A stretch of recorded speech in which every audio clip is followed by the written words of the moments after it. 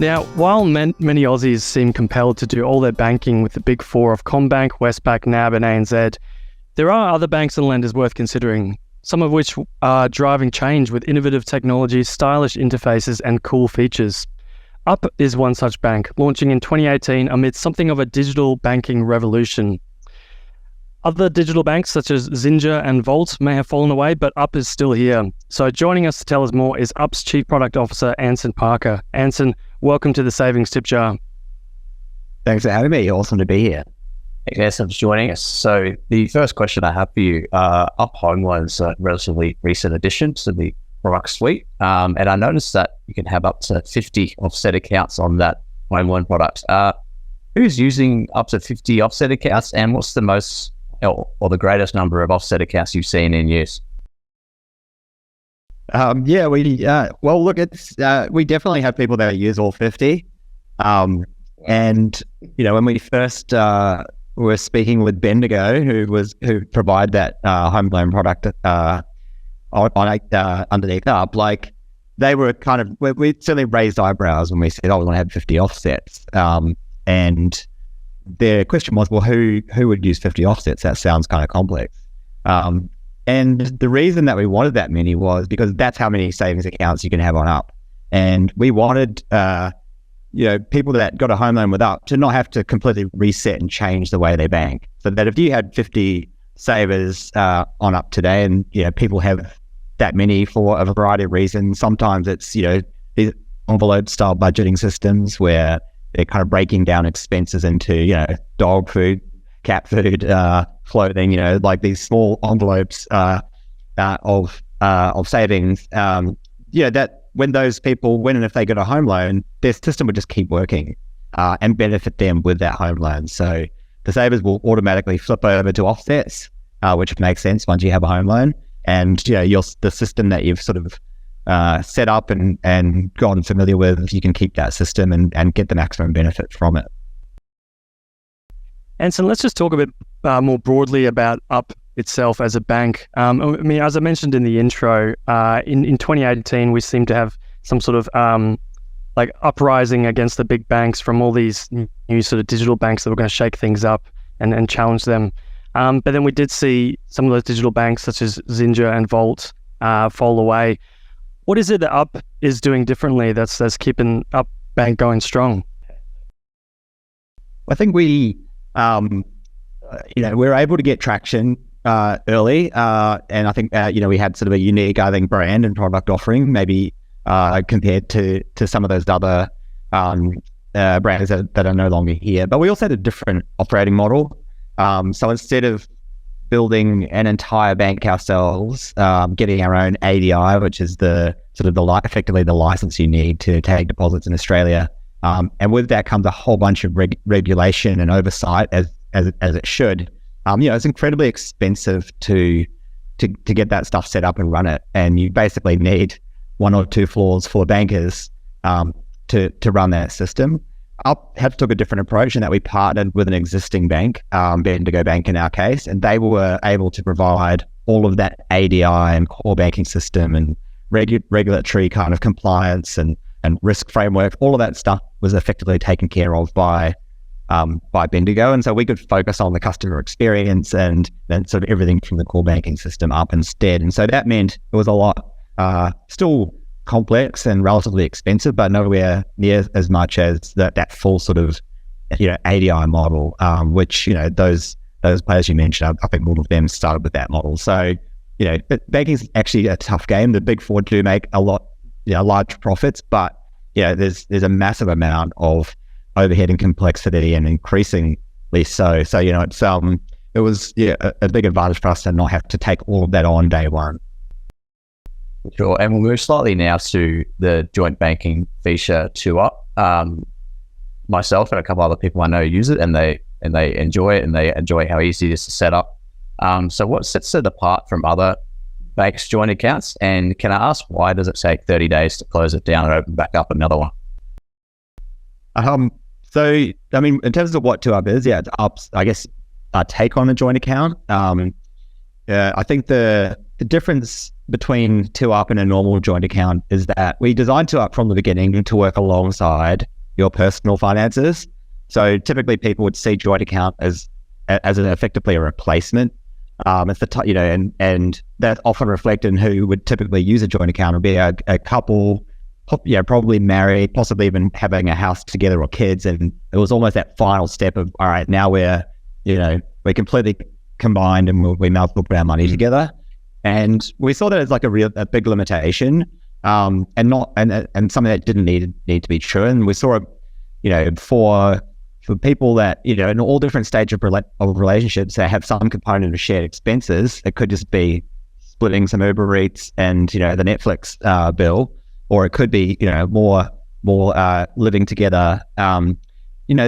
That maybe that level of kind of collaboration could just be something you would dial up, and you wouldn't have to just give away all of your own independence and privacy to make that happen. So, 2Up's an interesting product in that you cannot just become a 2Up only customer. You join up and you get an Up account, and you can add a 2Up account onto that. And that's really how we see 2Up used. I think it's something like 1 in 4 upsiders have a 2Up account. And the way they use it is that blend. Some of them use, might be 80% 2Up, 20%, their own Up account, or a mixture really of that. And so I think that's really exciting because it sort of opened up the space to many more people, younger couples that are able to get a much greater benefit out of it. And I think like philosophically we end up feeling that like it's kind of maybe even healthy to have some amount of spending that is your own, and not everything has to be completely an open book. And so I think it's great to see that reflected in the uptake. And most people with a 2Up account have never had a joint account before, so it's sort of appealing to a new and young demographic. In terms of closing down, I mean, we definitely see it as really important that 2Up is easy to set up and quick to shut down. That's just an area that we're trying to improve. It's this complexity in closing down bank accounts, as we've learned, things like paying any interest that's accrued and things like that just take time. And so, part of the journey that Up has been on and working with a traditional banking partner is bringing that digitization and automation, sort of the whole way down the stack into the back office that doesn't necessarily exist or didn't necessarily exist when we started. So there's somewhat of a bunch of work under the covers to help sort of transform elements of a traditional bank to support the digital experience that we all expect these days. And so I mean, apologies for that delay shutting it down. It's just run through that. We think it's a feature that you could close it down quickly and start a new one, but it does. It's not quite as fast as we'd like it to at the moment. Just kidding. Anson, we saw recently that UpBank has announced it's launching subscription packages, or it's launching a trial of these. I believe it's called Up High. Can you tell us a bit more about this and whether this is the new model, the new future of banking? Yeah, I mean, we hope that it is. I mean, I think that we launched with basically no fees, certainly no monthly fees, and we tried to delete as many of the fees as we could. And we kind of don't believe that people should have to pay for that basic kind of transactional banking experience. But we did want to give people the option of opting in to pay for some additional, functionality, configurability, experience, if they want to. And that sort of subscription model is, somewhat taken over the world, right? You look at music and streaming and all of these industries that have gone from, purchasing or renting models into the subscription model. And I think it's, media too, right? And like a lot of newspapers now have that.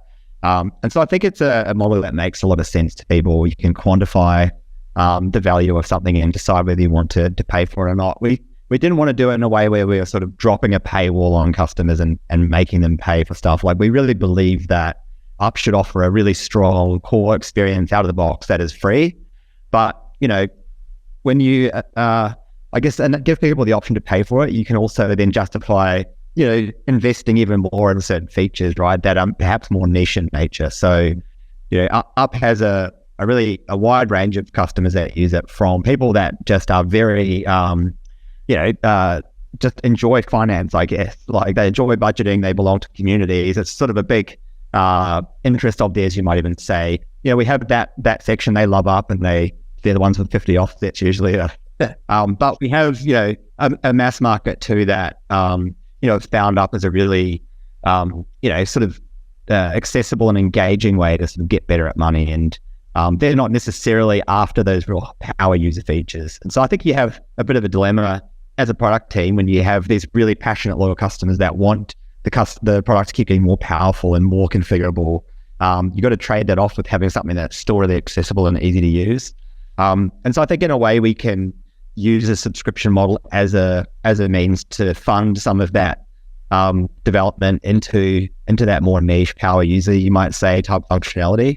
And so I think that it's important for us that customers don't see this as us dropping a paywall or deciding, hey, we could do this stuff for free, but we're not going to anymore. I think a lot of the benefit will be features that we probably wouldn't have got around to developing if we didn't have a revenue stream to effectively justify them.